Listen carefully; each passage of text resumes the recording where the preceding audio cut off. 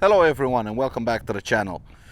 Today we're gonna take a look at the SYM NHX 125, a naked style motorcycle built for beginners and also built for the city traffic. So if you're looking for a small beginner bike, maybe to get into motorcycling that you want to use in the city to get to work and back, stick around and watch this video. Now, the NHX and the NHT are as close as they can possibly get. They use just about the exact same frame. The lighting is the same, full LED. The only difference is the NHX, the headlight is on the fork and also the dashboard. The NHT, which is a more adventure style motorcycle, you can check my video on it right up here. The NHX is more of a city-oriented naked style motorcycle. So we have the headlight on the fork, the dashboard is also on the fork. We have a lot more minimalistic fairings, not so much wind protection as the NHT, but what we also do have is a much narrower handlebar. But we're gonna take a look at it from front wheel to back wheel, as we usually do on this channel, and see exactly what's what, and then we're gonna take it out for a ride. Come on. So up front we have a 17-inch wheel on a cast rim, tubeless tire. We have a 288 millimeter front brake disc with a dual piston caliper, and what's interesting for the Euro 5 model is that the 125s did get, also the NHT and the NHX, did get ABS. So you have full front and rear ABS. Normal style fork, LED headlights, with a an LED low beam, high beam, and also passing light. We have LED turn signal indicators and also two daytime running light strips on the side of the main beam. Coming around to the side, we have a 125cc air-cooled engine. The 200 is a liquid-cooled, but this 125 is an air-cooled. Keeps things a little bit more simple. You have about 10 horsepower, about 9.5 newton meters of torque, a 5-speed transmission. Again, the 200 has a 6-speed transmission. This 125 has just a 5-speed transmission. But what is nice, and it helps with maintaining your chain and lubing your chain and cleaning your chain, is that the bike comes with a side stand, but also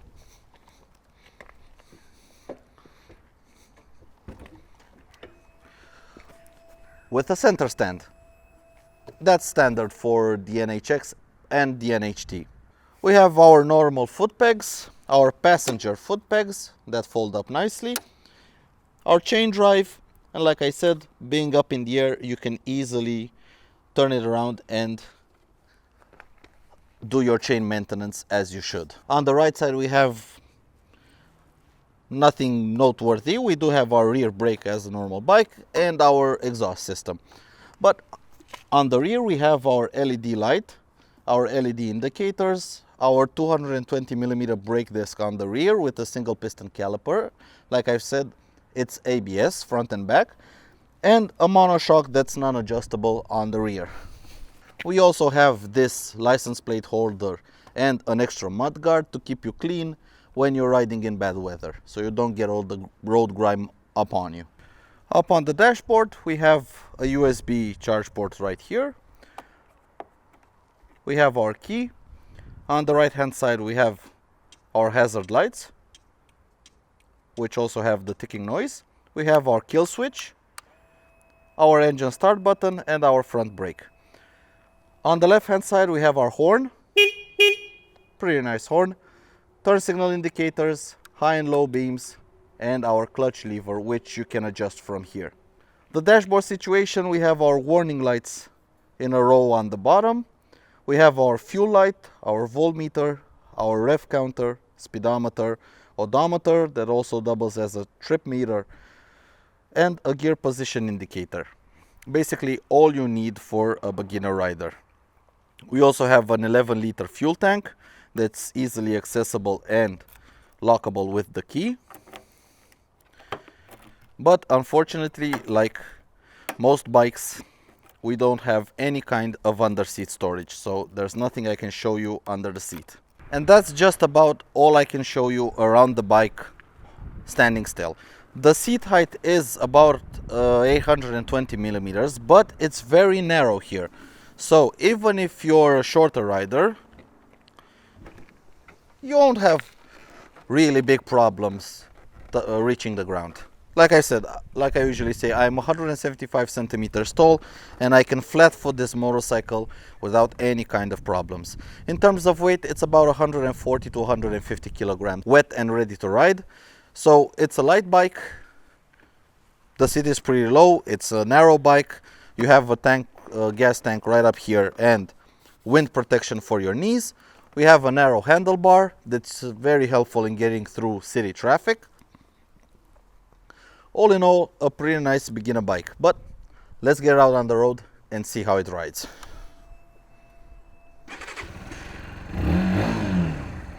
Come on. Alrighty, riding the SYM NHX. Let's close the visor because we don't have any sort of wind protection, and this bike is registered. So we're not just gonna ride it around the yard. Oh no. We are going out on the open road and see exactly how this thing handles on the road. Everyone rejoice, we're actually riding a bike on the road, not just in the yard as we usually do. Alright, first thing off the bat, this bike feels small. It feels small when you're on it, but you don't feel cramped. This is what I'm getting. It's a small bike. The handlebar is very, very narrow. Like here, it's very inside the bike. But I'm not cramped on it. I'm not... my legs, I have plenty of leg room. But it feels small. It feels through city traffic. It should be just about perfect in terms of riding. The handlebars being so small and so narrow, one thing is they're easy to crisscross through traffic, but then again, because this bike is on 17-inch wheels like all motorcycles, but with such a narrow handlebar, it makes it very easy to chuck around from left to right, but you do feel stability. It feels like a stable ride, and it gives a reassuring ride, and yet very, very chuckable and very light. And it feels light because it is a light bike at just about 140 kilograms. It's a very, very light bike. In terms of suspension, it's a little bit on the hard side for a bumpy street, but the bike stays composed even on bumps and won't do anything stupid or anything out of the ordinary like throw you left or right.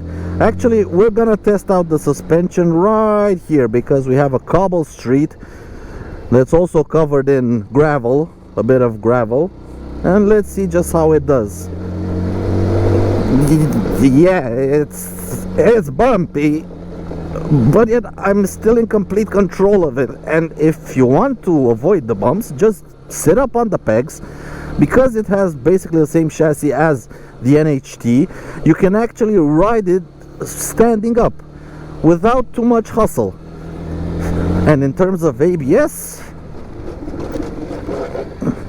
you can use the ABS to stop it even on slippery surfaces, which is very important for beginner riders. In case of a panic stop, the ABS has not too much interference, but just enough to get you stopped and also not drop the bike.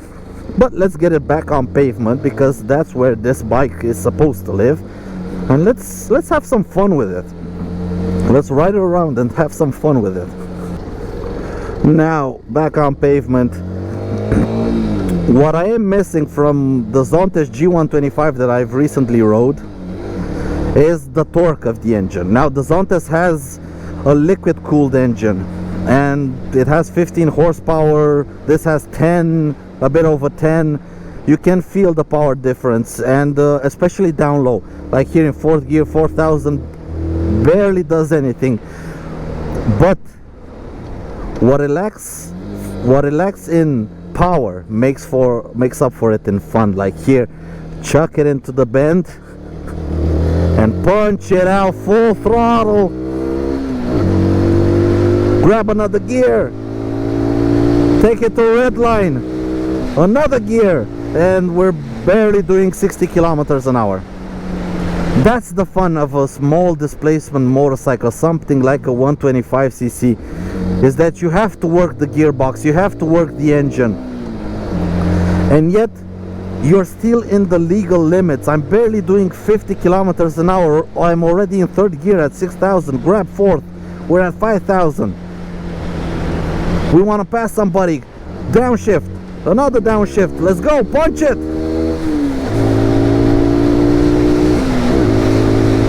Two gears down, two gears up.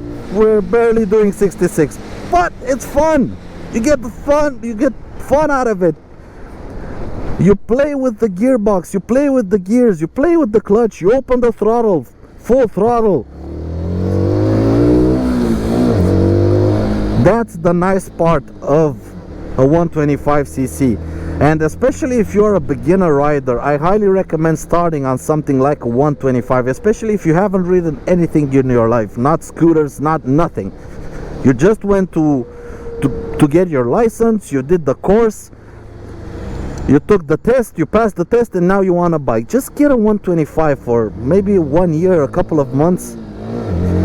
This kind of bike will teach you about friction zone, about throttle, about braking, about changing gears, because every time, even if you're in the city, you're constantly changing gears.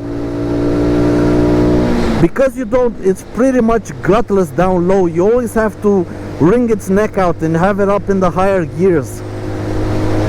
In the higher RPM, sorry. And for that you have to work the gearbox, and that also makes it a lot of fun. And on the NHX, the gearbox is a joy to work because it has a positive feeling to the gear lever. It's very easy to get into gears, it's very precise, you can easily find the gear you're looking for. The clutch is nice and light, so it's no problem working constantly. The clutch is basically, I can pull it with one finger. It's not a problem. I can work the clutch without a problem. It won't fatigue my hand. In terms of weather protection, you do have a bit of protection around the knees because of this fairing, but up front you have no kind of protection. And in terms of seating position, you are a little bit lean forward, just a tiny bit lean forward. But now as we're getting up to 60-70 kilometers an hour, the wind is actually helping to keep me upright. So if you plan long distance trips on it, it's actually pretty comfortable, because although you are a little bit lean forward, your wrists will not get fatigued because the wind supports your weight. So you don't have any kind of weight on your wrists. And in places like this, again returning to the 125 part, when you have to do a U-turn and you have to watch out for cars are coming, let's punch it.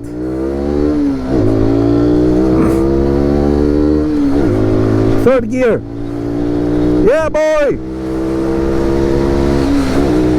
Fourth gear, wringing its neck out at 75 kilometers an hour.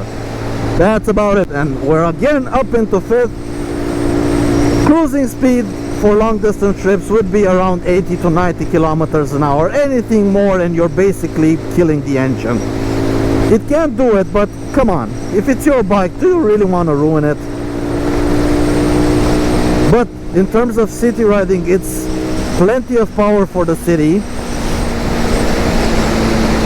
You don't have too much extra power, but then again, like I said, you get to use all the power all the time, and that makes it a lot of fun.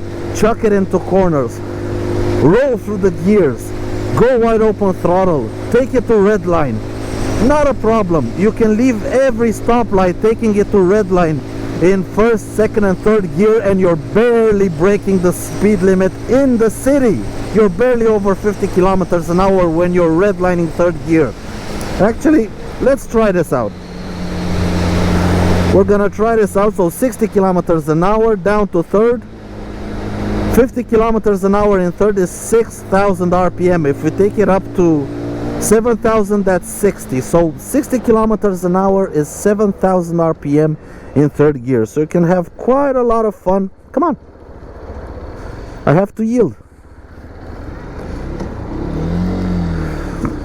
So 70 kilometers an hour in third gear, 60 kilometers an hour in third gear is 7,000 RPM. And like here, I'm wringing its neck out, 9,000, change up. I'm barely doing 50, but it's fun. That's the nice part, it's fun. It's very enjoyable. If you haven't ever ridden a small displacement bike, do give it a try. Like, chuck it into a corner, hunker down, wide open throttle, open it up, grab another gear, and we're doing 60. Downshifting. Oh, easy there, bro. Another downshift. We were down at 4,000 RPM. Come on, go. Oh boy, this is so much fun. This is so much fun. This is such a nice, small, light little motorcycle. This is a blast to ride, especially in the city. Maybe on the highway, yeah, sure, wouldn't be so nice on the highway, but here in the city, oh boy, it's so damn nice to ride. But let's see acceleration. Now, I don't have my timing gear with me, but let's try it out. We need plenty of revs. Come on, go. 9 grand, come on. Third gear, up to 9 grand, come on, go. So easy and fun, and we're barely doing 85. Fifth gear, 86 at 8,000, almost 8,000. At about 7,500 RPM, 86 kilometers an hour in fifth gear. So if you ride 80 to 90 kilometers an hour on the wide open road in fifth gear, that would be between 7,000 and 8,000 RPM. Respectable, decent. You can do long trips on it if you're not in a hurry. so much fun to roll through the gears and wide open throttle it. Come on, easy with the traffic. And like here, getting close to a bend, hard on the brakes, down a gear, chuck it in, get ready, hold it, feet in the power, take it up to red line, third gear, grab another one. Come on, let's get fourth in, come on, go. And that's 70, barely breaking the speed limit.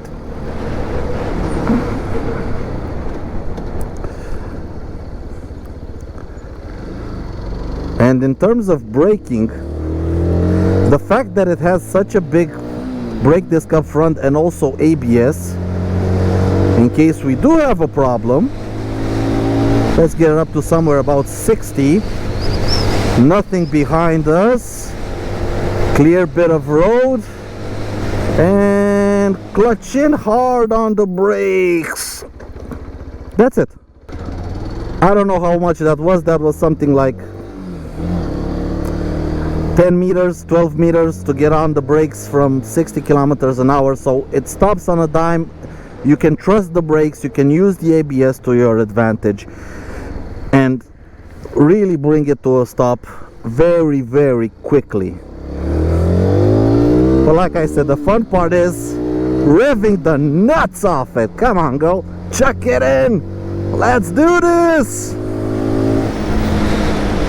And when you're done playing around, messing around, hooning around, it settles down to a nice cruise at 5,000 RPM,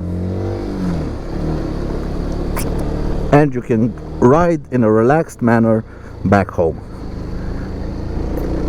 if that's your kind of thing. But if you want to have fun, like I've said, wide open throttle, up in the revs, come on.